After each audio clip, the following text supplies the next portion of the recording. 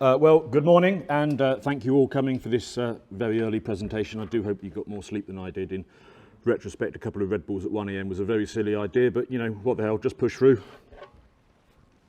I did actually volunteer for an early slot because, like the rest of you, I'm on a search for truth.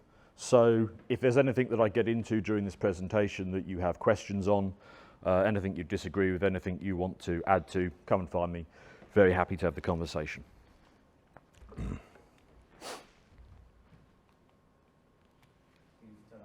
Oh, there we go. Right, who am I? Why am I up here? So, did a degree in economics, which was completely and utterly useless. You just get brainwashed with Keynesian crap, nothing valuable in there. After that, I actually started working out in Westminster politics. I briefly worked at Conservative Central Office, and then I joined the Michael Portillo campaign. Now, had he won, I probably would have spent my career as a political apparatchik.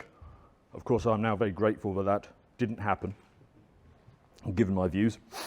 And I ended up pivoting and working in the city for the next 20 years as a venture capitalist and fund manager. Now, during that time, there were hints of dissident thinking emerging. So with my political contacts, I was increasingly getting drawn out of their line of thinking, because what the Tories were basically doing over that 20 years is becoming completely enamored with the idea that they called modernisation, which is basically Blairism. It was the shift they made, and that's not a journey that I could have gone on. And in the financial sphere, I was always a proponent that it is actually politics that drives markets, more so than fundamentals. That was a very controversial view 20 years ago, although it is becoming increasingly less controversial as time goes by. And that photo is me at the only sporting corporate hospitality event I ever went to, which was the Olympics women's beach volleyball.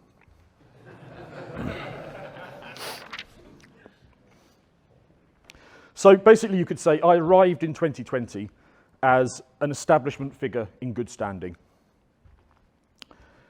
However, lockdowns, it completely pushed me over the edge.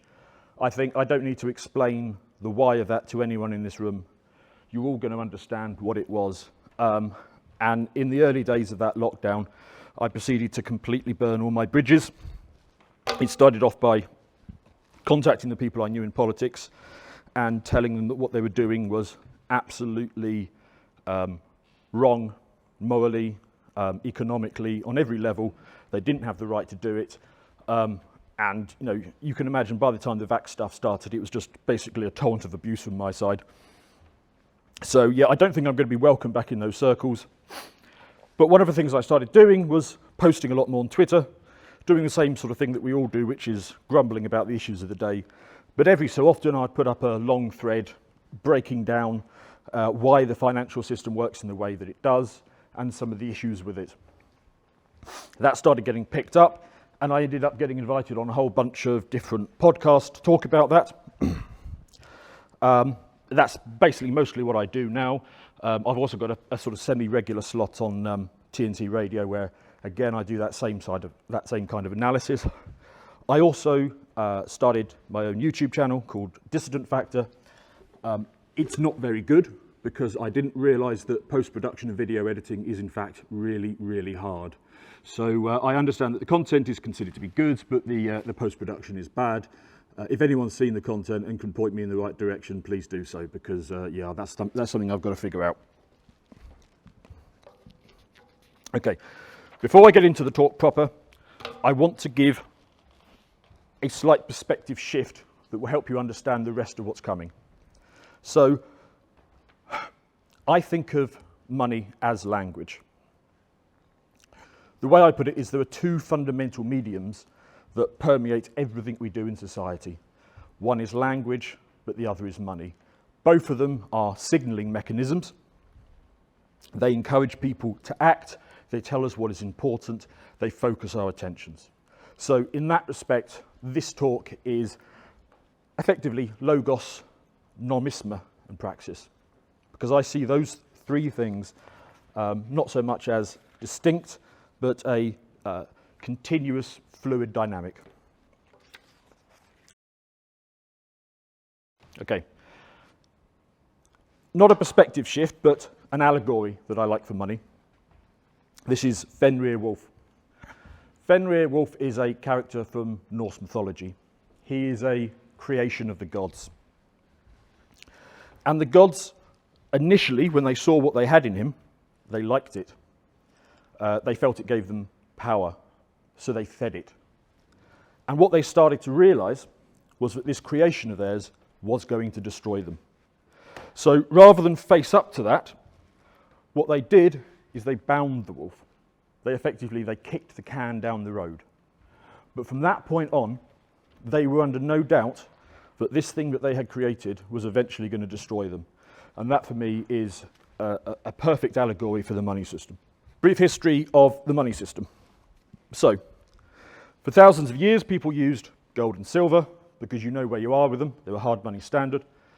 Every so often, you would get a state that would come along that would be sufficiently trusted by its people that it could issue coinage, and then it could debase that coinage.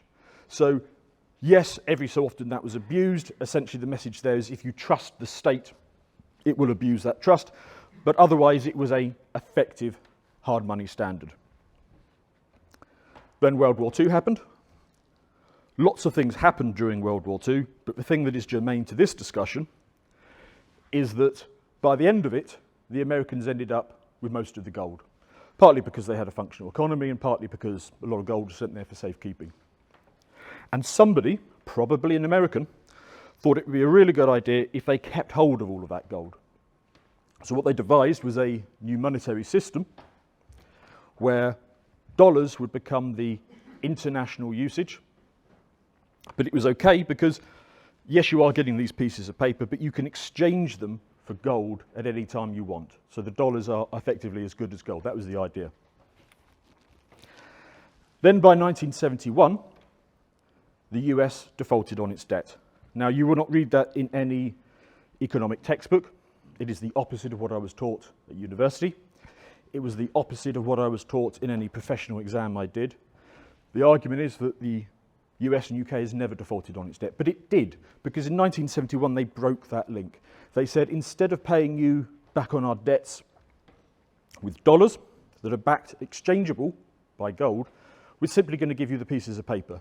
That linkage no longer exists. And at that point, a purely fiat-based paper money system was born.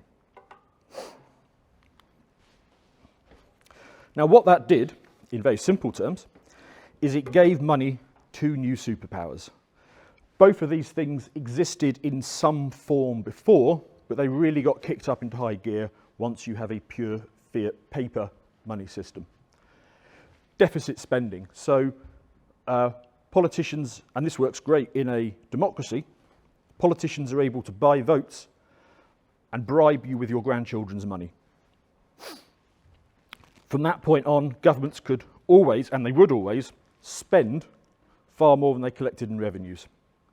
Now, this has reached truly absurd levels at this point, so I believe that the current US government spending is about 6.6 trillion. The revenues that they collect are about 3.4 trillion. Obviously, there is no chance that the US or any other government is going to cut their spending to match their revenues. So that deficit grows, it pushes up the debt pile. Another really interesting aspect, and probably the bigger contributing factor, is fractional reserve banking. So how does that work in a paper money system? Imagine this gentleman here has £100. He takes it to his bank, he pays it in. The reserve requirement that they have is 10%. So they keep back £10 of it, and they loan the other £90 to this gentleman here. So, as far as he's concerned, he's got £100, and this guy thinks he's got £90. Effectively, money is being created through this process. This chap then pays it into another bank. They keep back 10%, so they keep back £9, and they loan out the other £81. And this process goes on until that original £100 is now £1,000. Everybody thinks they have money. Actually, the vast majority of them don't. They have somebody else's credit. So you think you've got money in your bank account. Actually, you don't. What you've got is somebody else's credit. Of course, what this does is it ramps up the debt. I think we're now at the point where global debt is something like 200 trillion. And that's only if you don't start counting things like obligations that governments have made, such as future pension payments and so on. Okay. I'm going to slightly divert from my talk to highlight this video. So Ray Dalio is one of the world's richest men. He's a hedge fund manager. He's nearer the end of his life now, and he's decided that he's going to use his time to explain economic principles to give back effectively. He's written a couple of books on how the economy works. You don't really need to read those books because there's 30-minute videos on YouTube that are just as good. If you watch this video, I guarantee that you will understand economics better than somebody who's just completed an undergraduate degree in economics. Now, I bring that up because there is one part of it which I do want to talk about, which is back in 2010, Ray and his team, they crunched the numbers, and they came to the conclusion that in the US, there was 50 trillion of credit, but only 3 trillion of money. Now, this is the key. Because when you look at it like this, you start to understand that, obviously, the debt can never be repaid. It is far worse than that at this point. Not only can the debt not be repaid, but we are at the stage where it is no longer mathematically possible to even pay the interest on the debt without creating more debt. So this is a system that has to expand. That credit can be destroyed through repayment or default. If that process were to occur, what would happen is we would find ourselves in a deflationary collapse. This is the sort of balloon that, like a balloon, it expands relatively slowly, but when it goes the other way, it collapses incredibly fast. The end of this system would be truly catastrophic. I mean, we're talking about the collapse of all supply chains. Effectively, it's what is happening in Sri Lanka right now. I know there was mismanagement beforehand, but what triggered the crisis in Sri Lanka at this very moment was that they ran out of dollars, they were unable to buy in oil and other produce from abroad, fertilizer, that sort of thing, and it led to a collapse of their system. This is something that could happen to us. It very almost did in 2010. In fact, there was a French bank who was having meetings every 4 hours where they were deciding, do they want to turn off the payment network? If they had have done that, the whole thing could have come spiraling back in on itself. Now, when you understand this key point, what you start to understand is why politicians behave the way they do. Why is it that politicians, before they are elected, no matter what they say, once they get into office, they always become GDP guys? They're always incredibly focused on boosting that number. Some of you may have wondered when you hear a politician talk is, why do you never talk about GDP per head? Because that's what I care about. I care about getting individually richer.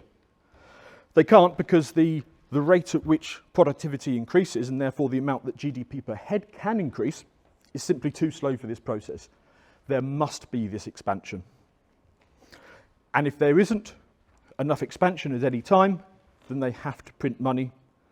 Ergo, what happened in early 2020. This process cannot flip into reverse. It also explains, for example, why politicians are always pro-immigration, because it is a very easy way in order to boost that GDP, bring in additional people, give them debt, make them a worker. So all governments, including centre-right governments, are always going to be, they're never going to slash the size of the state, and they're always going to be pro-immigration. Their policies are always going to be about infinite growth, and this is why.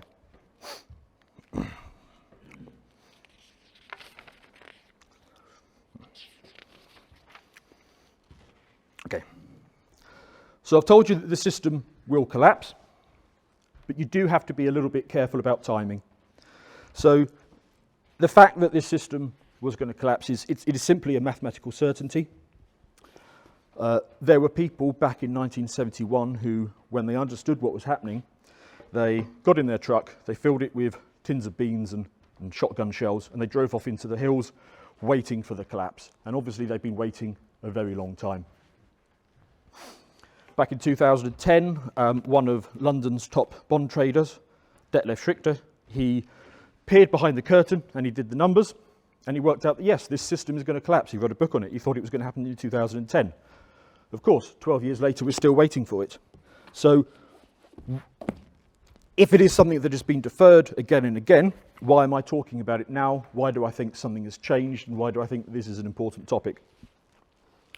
But first of all, I'm going to explain why did it work for so long? An expanding monetary system is actually more or less compatible with the major factors that go into that also expanding. So from this period, you had demographic improvements. The baby boomers, the largest generation the world has ever seen in the 1970s, they were all joining the workforce. They were buying their first suit, buying their first car, buying their first home. More women were entering the workplace. Again, you can understand why politicians pushed that back then for this model of permanent expansion. Since then, of course, you've had globalization effects. You've had China and India entering the workforce as well. So if you've got that expanding demographics, it can keep up with an expanding monetary system. And there's another factor as well, and this is the key thing. So obviously the demographics has chipped. We are now at the point where the rate of population expansion has flipped to go negative. Population will continue to rise for a while, but it will tail off. So I think we get to something like 9 billion world population in about a decade, and then it turns and then it goes down. So the other factor, what I call the favourable prosperity equation. That's a bit complicated to go into now, but the simple version of this is that the model of economic growth that we had for a very long time was capital expansive. So in simple terms, that's the extra factory, the extra worker, the extra unit. More capital investment works nicely with an expanding monetary system. However, that has changed. The example that I'm going to give you for that is Blockbuster Video. So back in 2004, they had something like 80,000 stores around the world. 9,000 stores around the world, 80,000 employees. They were the perfect example of what I'm talking about. The economic model, which is that extra store, that extra employee, that extra title. And then in after 2004, Netflix reduced the marginal cost of distribution for a video to 0. Effectively, that immediately turned those 9,000 stores into a liability rather than an asset. You can think of all of Silicon Valley as effectively being a group of people who exist to drive the marginal cost of distribution for the world's largest markets to 0. We are no longer in a capital expansion model of the economy. This is the real reason, this technology effect, that's the real reason why inflation has been so low over the last 20 years. Central bankers have claimed that it was them. It never was. It was this technology effect. Now, I'm talking about Blockbuster here, but you can apply it to anything. I mean, just the older guys in here will remember how much you used to spend developing photos. You don't do that anymore, they're free. One of a number of examples.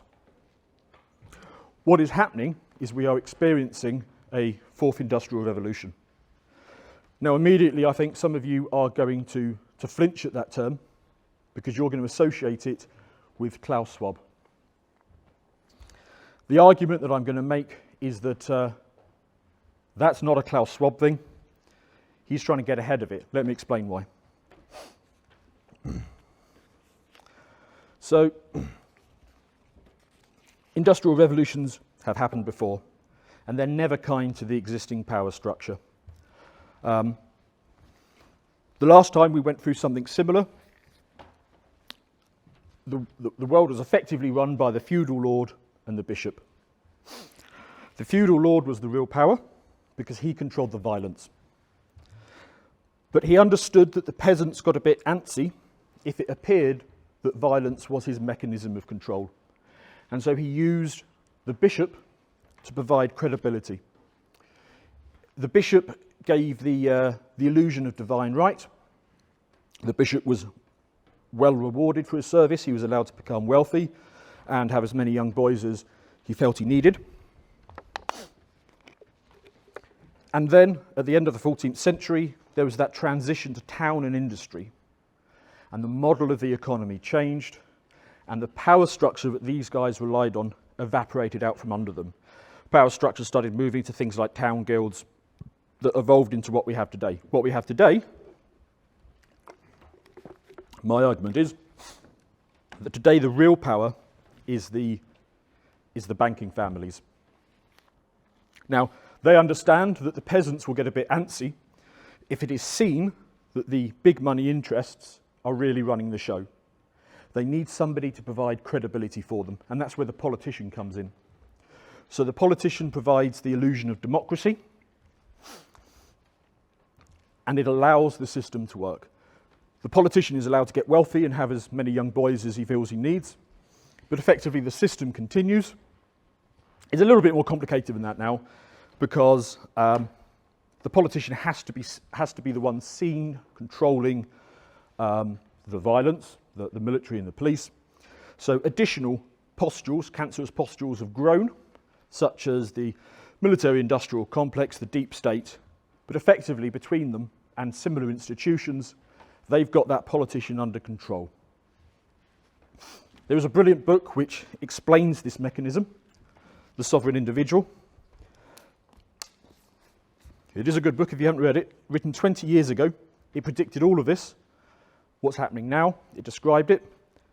It predicted other things, so it predicted Bitcoin 10 years before it happened. They called it DigiCash. There's also a paragraph in here, written 20 years ago, where they say at some point in the future, governments will fake a pandemic in order to shut down movement. Very interesting. So, this has been known, but we are going through this process again. The digital revolution is changing the power structure on which the bankers rely. The logic of the nation state no longer applies as it once did. And these guys know, along with what I've already talked about, which is the collapsing money system, these guys know that their power base is about to evaporate. They are about to become extinct. So when you hear Klaus Schwab and the like talking about the Fourth Industrial Revolution, that's not their project. That's them trying to claim ownership of something that they know is going to destroy them. It is almost like if you could travel back in time and tell that feudal lord what was about to come next, he would suddenly start talking about the Industrial Revolution and about how the feudal lords need to control the town guilds and so on.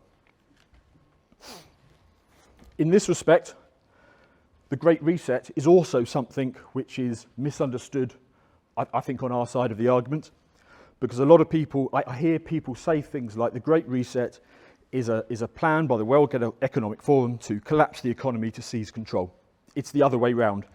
They understand that the economy is going to collapse, and what they need to do is they need to put in place a set of policies that will allow the same people who are wealthy and powerful now to remain wealthy and powerful on the other side of that transition. That is why the Great Reset and its associated projects are so heavy on control mechanisms like digital IDs, central bank digital currencies. It is not so much that they are, I don't believe that they are committed communists. I think they are committed to their own wealth and power. They will use whatever works for them. If capitalism gives them that, fine. If it doesn't, fine, we go to technocratic communism. So I want to finish up on the money aspect before I zoom out and cover the global macro, the geopolitical angle of it. So things that I think that are, any of these could have been a talk in themselves. We could see a return to gold. The problem with gold is that the logic of it requires that you centralise, because you're not actually going to be using physical pieces of gold to transact. What you're going to want is a system that resembles roughly what we've got now, where you can make electronic payments and use your card and all that kind of stuff, send money through the internet. The gold will end up getting centralised in a few locations, and effectively it leads back to where we are now. So, sorry to the gold bugs, but I don't think that system is going to work. Other interesting innovations is BRICS. BRICS stands for Brazil, Russia, India, China and South Africa. They meet up every year. It's like their version of Davos. And they've recently announced that they're going to be pooling their efforts to create a currency. So I think we are moving to a world of multiple reserve currencies, which is going to be an absolute hammer blow to the power of the US. Bitcoin is very interesting. Bitcoin currently has 300 million users around the world. That is the same as the internet had in 1997.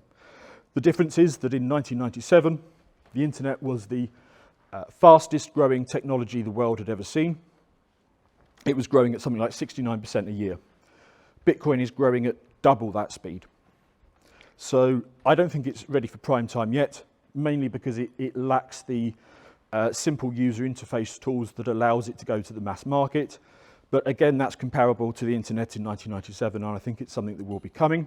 And that potentially could also be one of those multiple reserve currencies. Then, of course, there's central bank digital currencies. That's something that I talk about a lot on the other shows that I've been on. I'm guessing that this audience are probably already familiar with them, but they are an absolute nightmare. It is effectively game over if we get to that point. Okay. So I talked earlier about how people keep expecting this process to come to an end, and it hasn't yet. So when do I think that this crunch point is going to occur? Well, the first thing to say is any discussion of timing is incredibly dangerous for me, because for all I know, it could happen tomorrow. It should have happened in 2010. But my instinct is that it will probably occur in the 2030s, that we've got time to prepare for this. Why is that? It's because people will buy into a obviously absurd system for longer than you would think possible. The people in this room are the type of people who spot these things very early, who understand the absurdities in the system, but most people don't. This is that famous image from Weimar, Germany, of the guy wheeling his salary home in the wheelbarrow. Now, most people look at this image and they think, that's an example of absolute absurdity. I look at it and I think, but yeah, he's still pushing the fucking wheelbarrow though, isn't he? That normie bastard up there still has enough faith in the system, even at this point, to push the bloody wheelbarrow. That mentality hasn't changed. That said, however, these digital trends that I'm talking about, I think they do allow opportunity. So, you know, you look at somebody like Trump, what he did is he was able to exploit alternative media in order to leverage himself into power. He already had the money element behind him. There's another good example that I want to make for this, and it is our very own Carl Benjamin. Back in, was it 2004? You started your YouTube channel? 2013. Now, Carl back then, he could have gone and joined the local BBC radio station. Could have got a job with them. He could have started his own local newspaper. He didn't do any of those things. He did not fight them where they are established. What he did is he waited for a new square to open up on the board and played his piece there. I think the same thing applies to the money system. Nobody in this room is going to open a bank. We cannot fight the power structure where they are already established. But what we can do is we can play our piece on new squares opening up. So that is going to be the alternative currency movement, which is happening at the moment, which I do feel is genuinely interesting. I know that could be controversial, but you know, come and find me afterwards if you disagree and we have that conversation. I do believe that very soon all dissidents are going to have to utilise both of those alternative channels, the alternative media and the alternative currencies. A good example of that at the moment would be the Canadian truckers. So effectively you could say that it's already here. Okay. Now I promised I was going to zoom out to the macroeconomic lens, and I'm going to do that via the petrodollar, which is absolutely brilliant, real genius. So I mentioned earlier that slide that the monetary system changed in 1971. However, it floundered for a number of years. It only really gained purchase when it got this. And I want to explain the absolute brilliance of this. Now, I remember watching the news for the first Gulf War, and I had this incredibly normie take. I looked at what was happening. I saw that the US had this overwhelming military advantage. And I thought to myself, wow, any previous country who had that level of advantage would have used it to create themselves an empire. And the Americans aren't doing that. They must be the really, really good guys. Yeah, I know. Quite. What I didn't appreciate at the time is that they did have an empire. They did have a system of tribute, and it works like this. And by the way, let me just explain how they established it. So they established it by essentially going to Saudi Arabia and saying, we will give you security guarantees. We will backstop you guys. We will make sure that you remain in power. In exchange, you're going to use your leverage to make sure that energy is always priced in dollars from this point going forward. And the US military would invade anyone who tried to sell oil for anything other than dollars. Circles back to that first Gulf War that I've already mentioned. So the scam basically works like this. In order for the world to buy energy, it needs dollars in order to produce its, whatever it is, it produces it and sell it on. So the world needs dollars. So what does it do? Well, the world sells stuff to the US in order to get paper dollars. So the US can supply the world with paper and get actual things in exchange. And then on top of that, the world has then got this great big stack of dollars that it doesn't know what to do with. So what does it do? Well, it buys, typically, dollar-denominated debt. So it buys debt from the US government, which allows it to run a massive deficit. It allows the US to, almost in perpetuity, spend more money than it should have any right to. Of course, it spends a lot of that money on having a big military. So the brilliance of this system is the world is paying the US to have a large military to enforce this system where the US can exchange pieces of paper for actual stuff. It is tribute far more sophisticated than anything any previous empire had come up with, and most people aren't noticing that it's happening. Given that this is an absolute set of aces in your hand, it is just insane what we are seeing Biden doing at the moment. Does he simply not understand how valuable this is? Because his approach to the Russian-Ukraine conflict is to effectively kick the legs out of this system. That's completely mad. What I'm keeping my eye on is how is the world responding to this? So I noticed that early in the Russian-Ukraine conflict, the Saudi energy minister was seen several times in public in Moscow with the Russian deputy prime minister. Things like Saudi executions are ramping up. They're doing lots of public executions. They didn't used to do that because they know it made the West squeamish. They're signaling, we don't care what you think anymore. Biden went to Saudi. He tried to get them to increase production. They said, sod off. In fact, if anything, they might cut it. And most significantly, there were persistent rumours that the Saudis are going to start selling oil to China, denominated in yen. We could be witnessing very soon the end of this petrodollar system. The effect for the US would be absolutely disastrous. I talked about how all those extra dollars have been created, they've been flooded out into the world. If this system ends, those dollars are going to come flooding home. And the US will experience absolutely phenomenal inflation.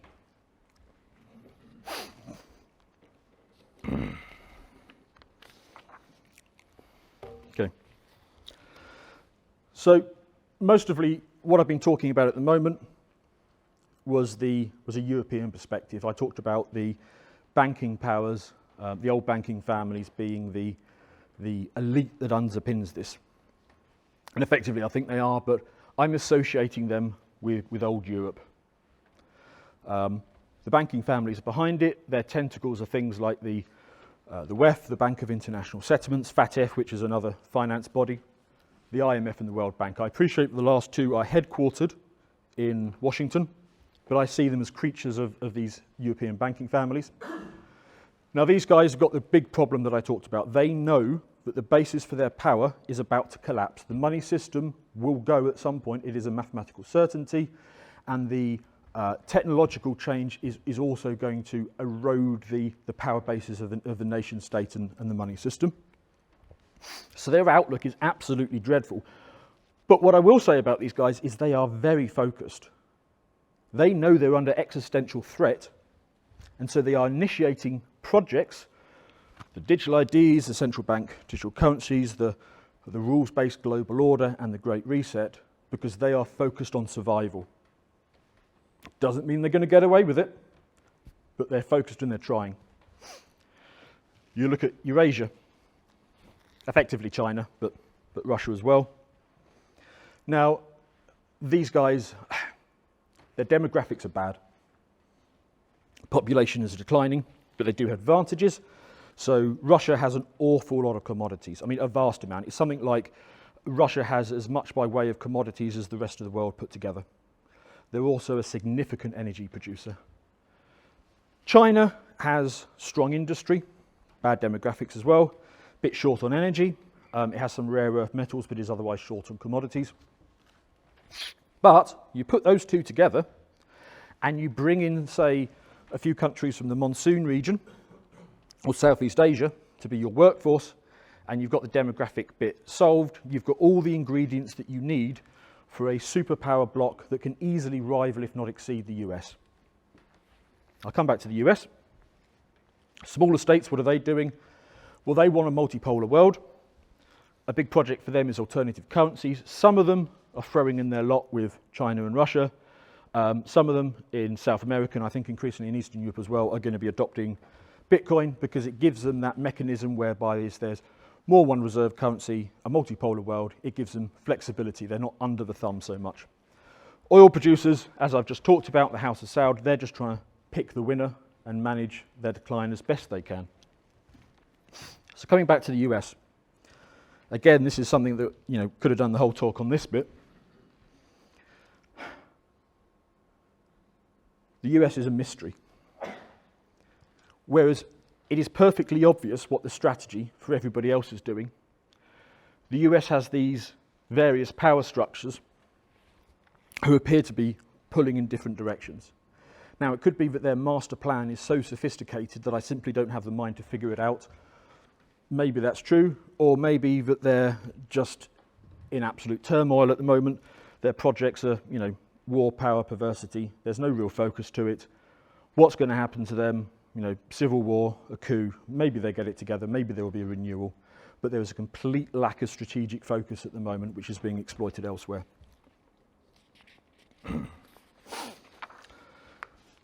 So, my conclusions. The big one is prepare for things to get worse before they get worse. Understand that the money in your bank, it is illusionary. It is somebody else's credit. Now, I'm not telling you to go full prepper, but understand the implications of what would happen if we were to enter that deflationary collapse, which is a distinct possibility, but the other one is that in order to defer that, they're just going to print more and more money. So either way, you need to be aware of what is happening to the end of money, because we are going to be in that end game potentially for the next 10 years. Understand that we can't beat them on established ground, but we can secure a presence on new territory. We're going to be entering a period of change. So for the last 50 years, we've had unprecedented stability. So by definition, the set of elites that we have prospered under that system. They've all had their place. And as you enter a period of change, as I've described, the digital revolution and the end of the money system, it means that all of these elites who were established now have to scramble to get their piece of the pie.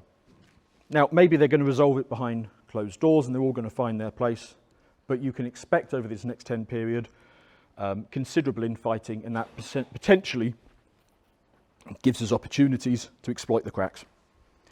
And just say, look, no matter how bleak it is, it's probably worse for a lot of these guys. They've got a lot to lose.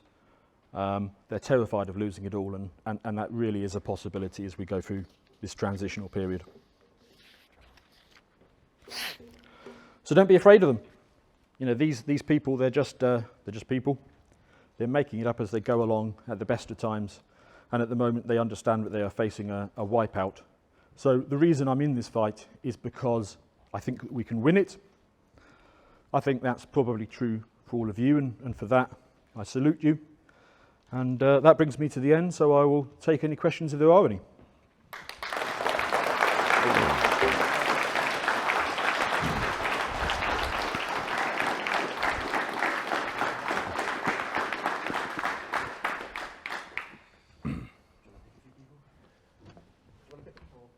Oh, yeah, this chap here. Both of these. Thank you so much for your talk, by the way. Really, really informative. I suppose we've talked a lot about, or you've talked a lot about the elites and what they're scared of and their survival strategy. And you've obviously laid out a broad strategy for looking to exploit new opportunities for us. What I suppose my question is for the lay person who doesn't have much in way of financial capital, illusory though it may be, like what's their game plan looking at the next decade? Is it just to purchase property or something like that that's physical and get out of that system as soon as possible, or what, basically? Okay, so I mean, not financial advice, but effectively,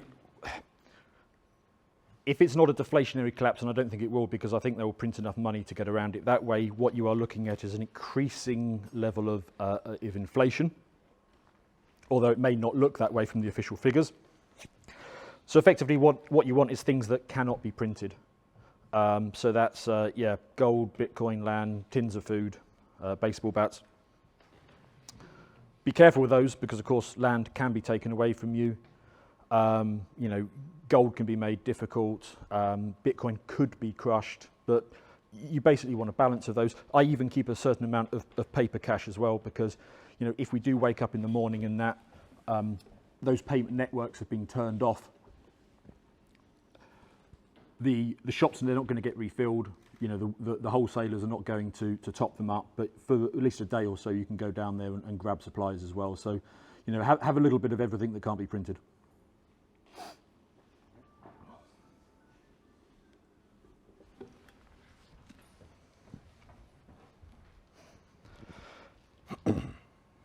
Firstly, thank you,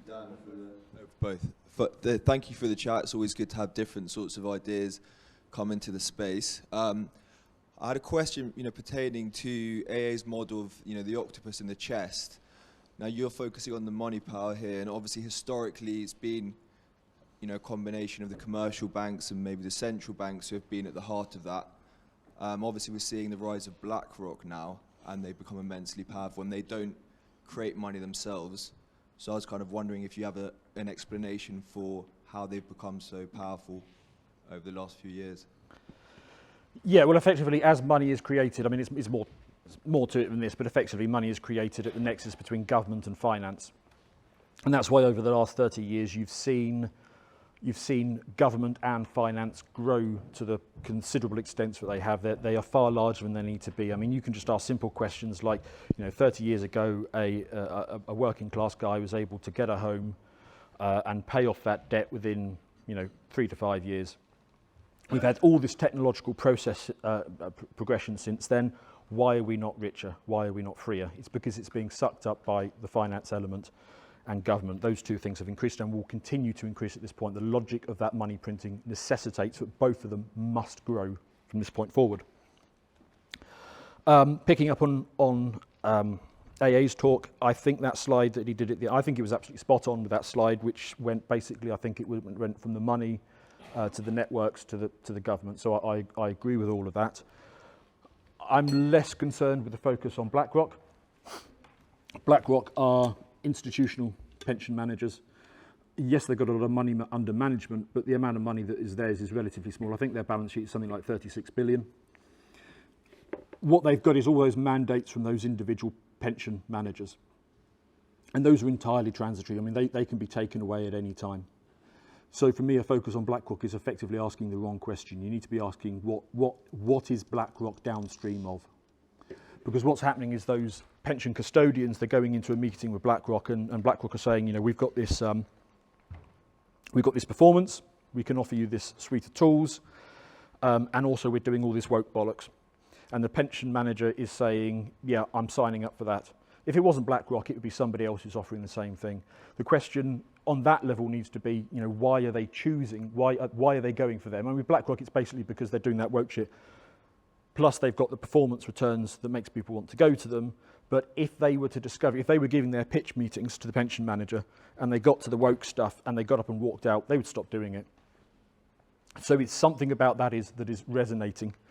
And actually, I'm also less concerned with a focus on the equity side of things, which is what BlackRock is doing. The bond market is considerably larger. I think that's more about where the corruption lies. It is that creation of money, it's the creation of debt. I think that's probably the right question.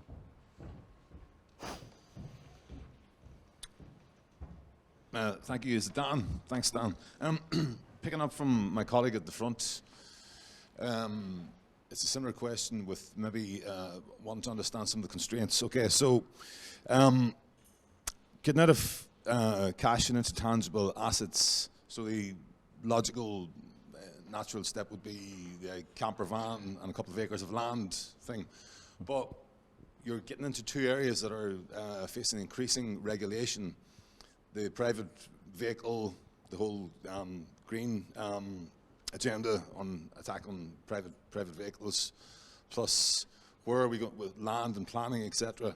Do you see those constraints, you know, that green agenda, whatever it is, whatever's driving that, as part of that question mark, like what the hell are they doing, or is that on purpose to stop people getting into those, moving the money out of banks and into fixed assets, such that in a small on a small individual scale? Yeah. Yeah, I mean, I think the green agenda is again something that's got a bit away from them. I mean, the green thing basically started off as a way as to rent seek. It was a way to drive money towards things that, you know, that they could control, and, you know, a lot of land with wind turbines and whatever else it was. Then you had the ESG thing, and the ESG is basically about whitewashing oil businesses to make sure that they're investable, because they can do things like, you know, the way the ESG scoring, it is an absolute con. So you can have you know, a gas plant in India, and you sell it, but you still operate it, and that reduces your carbon levels, and it boosts your ESG score. So I mean, the whole thing is just a recycling scam for managing money. On the point about the broader point about the environmental problem, I talked about earlier in the presentation about how they need that permanent growth. If you take that environmental project too far, you're going against that. You're turning back that sort of infinite expansion. You are moving from a higher return on energy fuel source to a lower return energy fuel source, and that doesn't gel with the original thing. So that's probably an example of disjointed thinking, and the logic will. Well, you've got competing elites. But yeah, they're going to have to row back on it to a certain extent. Morning, Dan, and thank you very much for that talk. I suppose it's really two parts, and it's really the theme of collapse. It feels very much over the last 6 months that the American elite has moved to the stealing the paintings as the building burns down phase of the collapse. And I wonder if your sort of thought to that as the boomacon and elite sort of sees its own mortality, it's desperately trying to asset strip everything before it sinks down the plug hole of eternity. And also, I just wondered on the competing nations. I saw Chris over at Modern Wisdom interviewing a chap who basically said that China's not going to last the decade. I'm not quite that down on the Chinese, but it seems that their system's coming apart at the seams as well, and you've actually got competing elites trying to stave off the collapse of competing ideologies simultaneously, and they're not actually trying to compete with each other for a global hegemon. They're all trying to stop the collapse that the fourth industrial revolution, as you quite rightly say, is bringing on a circulation. Yeah, I mean, it's a whole combination of those things. So yeah, on the American side, I put that on one of my slides that I couldn't see the grand strategy that they're pursuing. But I mean, your suggestion that they are basically grabbing what they can before it goes down, and they don't care about the generation that comes behind them. I mean, that would solve that equation quite neatly on that one. On China, I mean, yeah, they got demographic issues, but that's why you just roll in one of the monsoon region countries like India or something around there, or Southeast Asia, and you just use them for your labour force. You outsource factories to them or something. So you can China by itself would struggle to be a superpower. It doesn't have all of it. I mean, America has like the best start on civilizations. I mean, it's got energy, it's got farming, it's got secure borders. I mean, it's got everything you could need. And China by itself doesn't have but you simply rope that into a Eurasian bloc, and you can see that emerging through the BRIC system. And you've got something to beat it. But I mean, they've got to overcome their ancient conflicts and animosities. But it looks like they're making every effort to do it. But yeah, no, I agree with you on the elites thing. Dan, thanks for that. Could you expand on that with a bit more detail on the BRICS currency? I mean, to the extent that I can. I mean, yeah. So Brazil, Russia, India, China, South Africa. They meet every year. They have announced that they're looking to do this.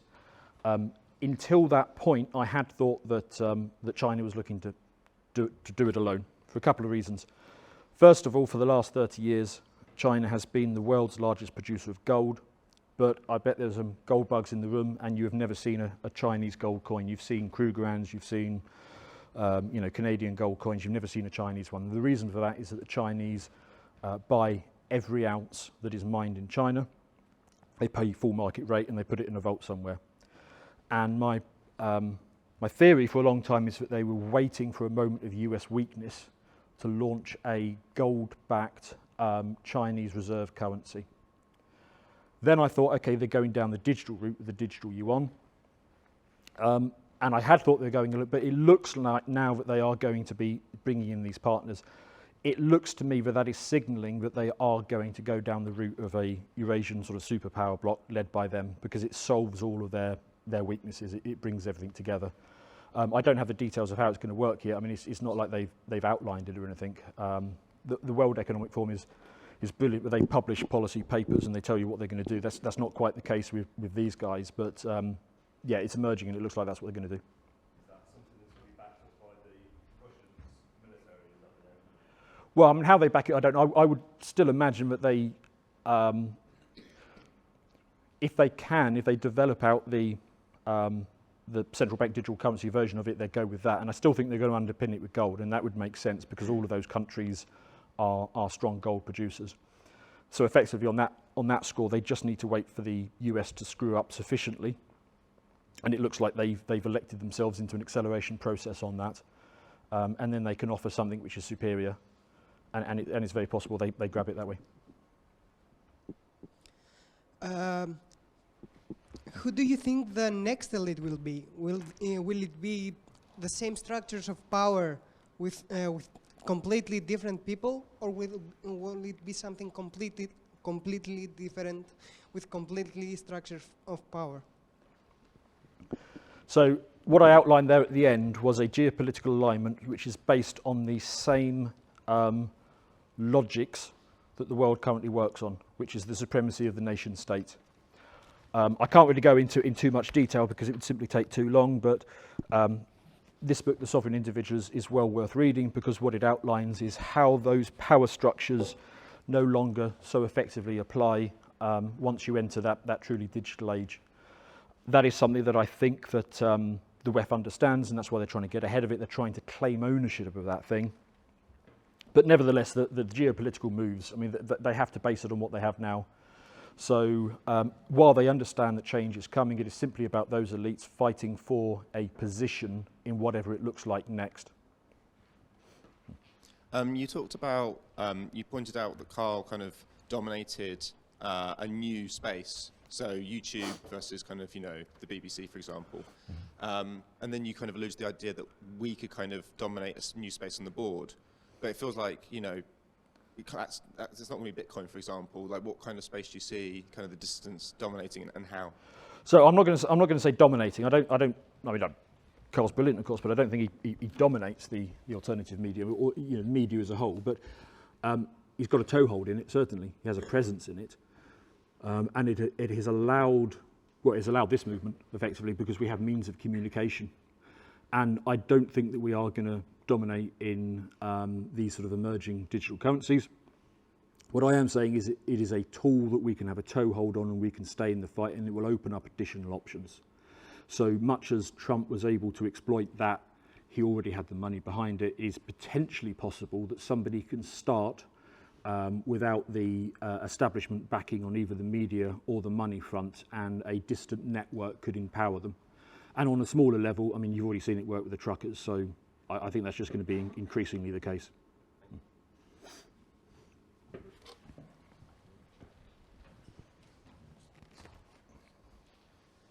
So, Dan, you mentioned the collapse perhaps happening of the collapse of the money system happening in the 2030s. So my question is, do you have any type of hard criteria in terms of inflationary levels or institutional failures that we should look for when this happens? Yeah, I mean, it's really difficult. It's really difficult to pick a moment on this. I'm saying that because there is such buy-in to the system at the moment. Even the inflation levels that we have at the moment, I mean, they're perfectly capable of going higher. There are things that they can roll out in order to delay the sort of revolutionary impact of taking it too far. So it's probably going to be universal payment, universal income. It will probably be like something like that they'll be rolling out next. And also, I mean, actually, it will come back to that video that I highlighted earlier. There's a sort of a thing called a short-term debt cycle, and they tend to operate on 10 to 12-year cycles.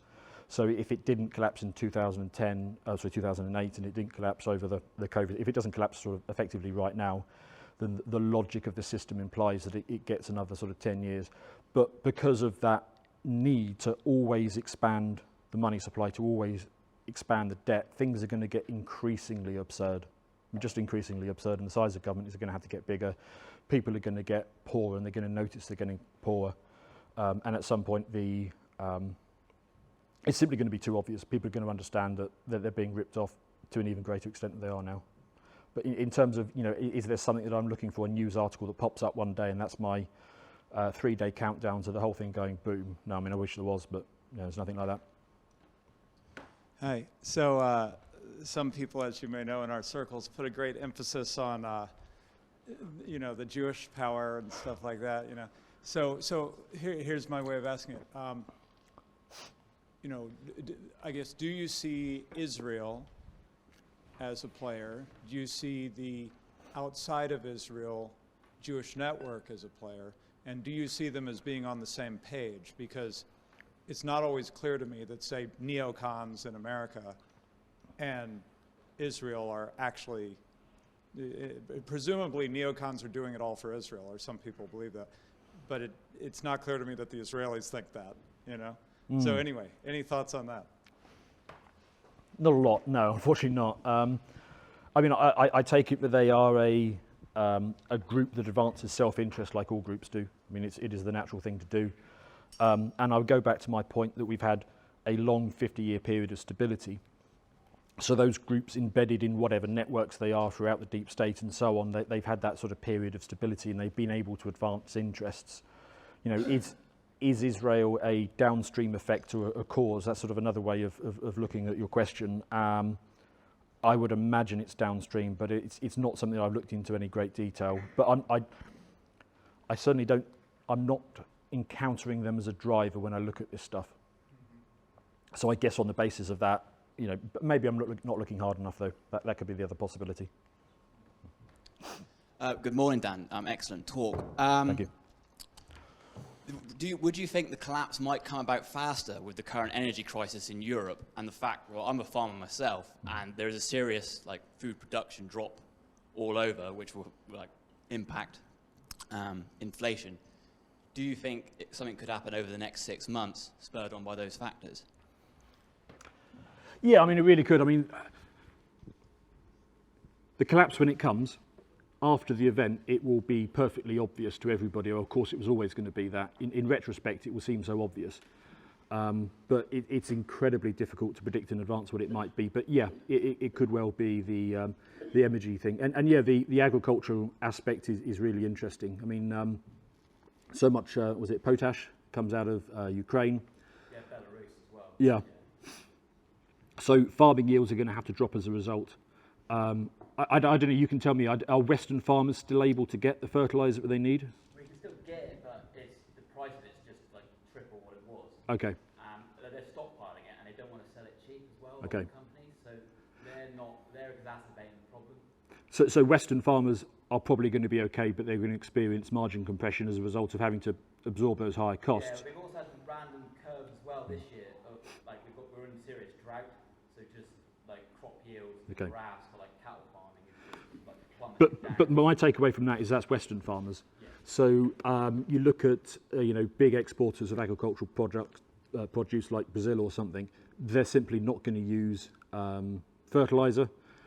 Yields are going to collapse. That's effectively that's next year's harvest. The impact of that is going to wash through. Now what's that going to mean for us?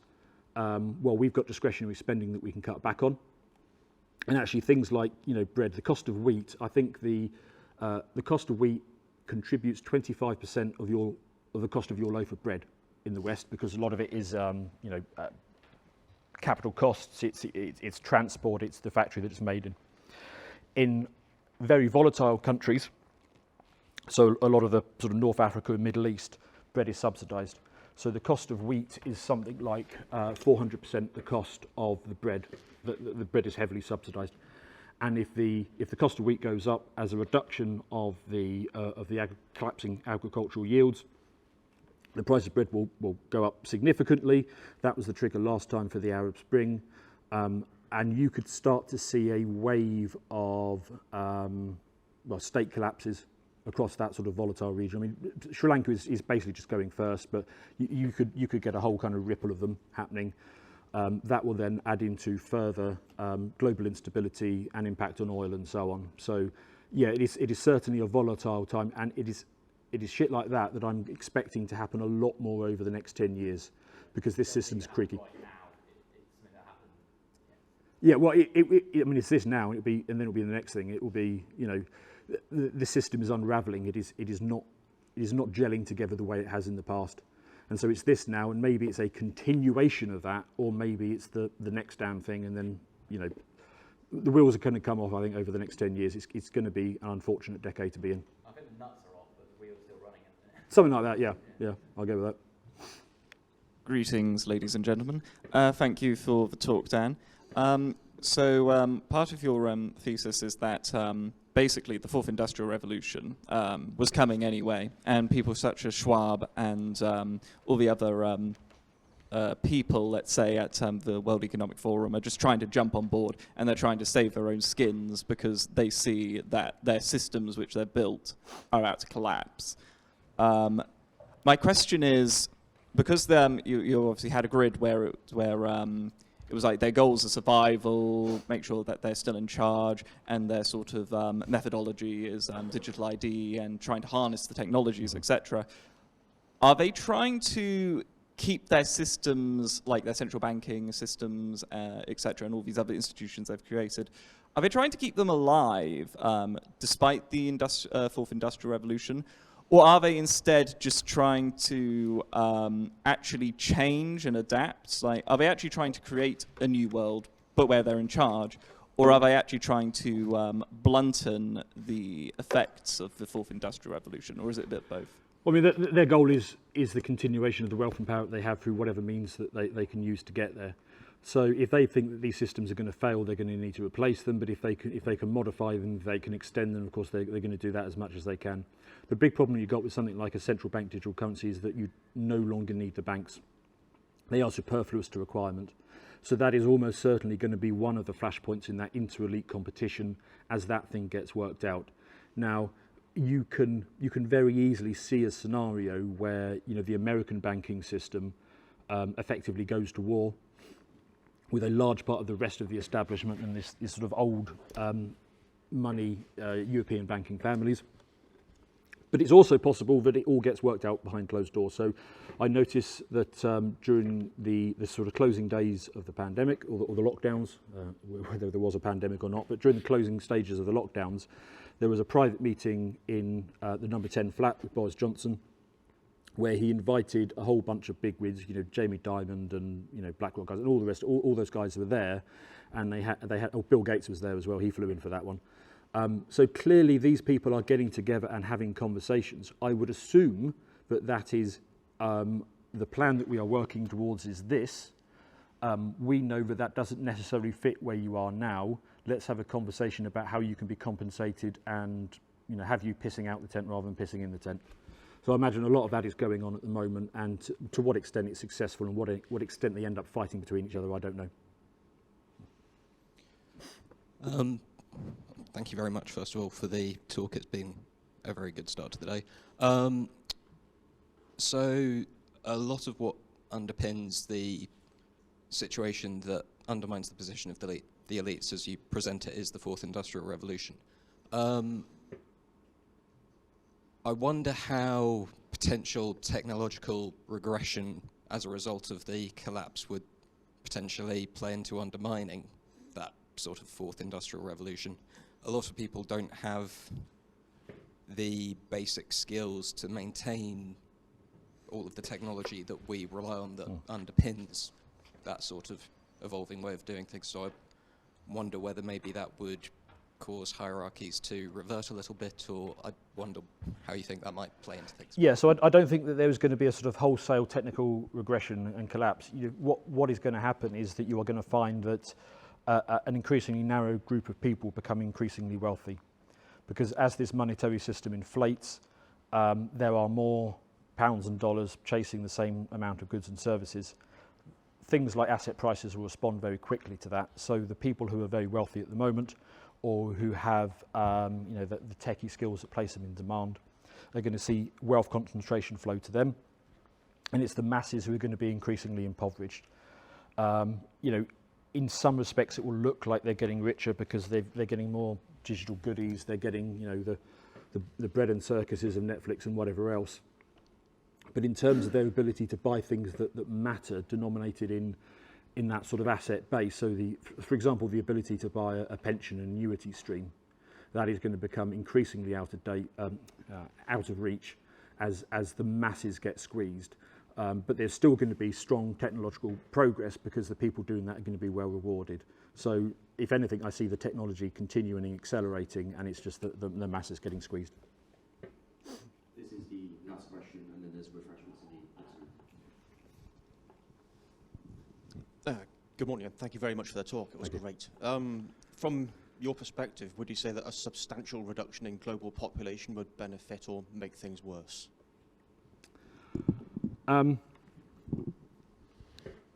In terms of, at the moment, this monetary system requires this permanent expansion. So in the short term, it makes things worse. I wouldn't have thought it is in their interest in the immediate term. But once you transition to the other side of it, and you are having to effectively do away with the pretense of the democratic process, and it becomes much more obvious it is naked force effectively, at that point, yeah, it's easier to manage a smaller number of people. Thank you.